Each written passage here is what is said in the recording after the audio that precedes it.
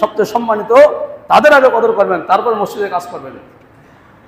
এখন আমাদের হলো কি, মসজিদের কাজ আগে, ইমাম মুয়াজ্জিনের খবর নেই। আজকে একটা মাসালা বলে দেই, ইমাম মুয়াজ্জিনের বেতন বাকি রেখে মসজিদের কোনো ফান্ডে কোনো টাকা রাখা জায়েজ নাই।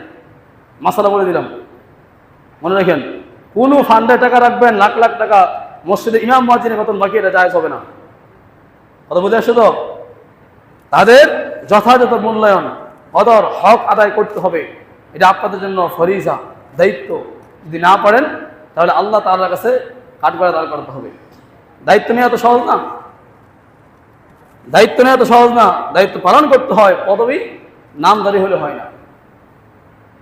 যাই হোক, সেই জন্য সময় শেষ হয়ে গেছে। আমি আপনাদের কাছে যে কথা বলতে চাই, মসজিদ আবাদ করেন।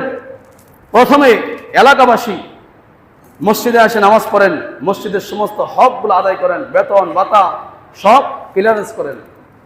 এরপরে মসজিদের কমিটি যারা আছেন তারা আন্তরিক হন। মসজিদের কমিটি যারা আছেন তারা আন্তরিক হন। আপনারা কয়দিন মসজিদে আসেন, কয় ওয়াক্ত নামাজ পড়েন, কয়দিন ইমামের সাথে কথা বলছেন, জিজ্ঞাসা করছেন? খবর নাই সপ্তাহ থেকে সপ্তাহ পর্যন্ত। মসজিদের সাথে আপনার যদি দরদ দিলের কানেকশন না থাকে, তাহলে আপনার কমিটি হয় লাভটা কি? বলেন আমাকে, লাভটা কি?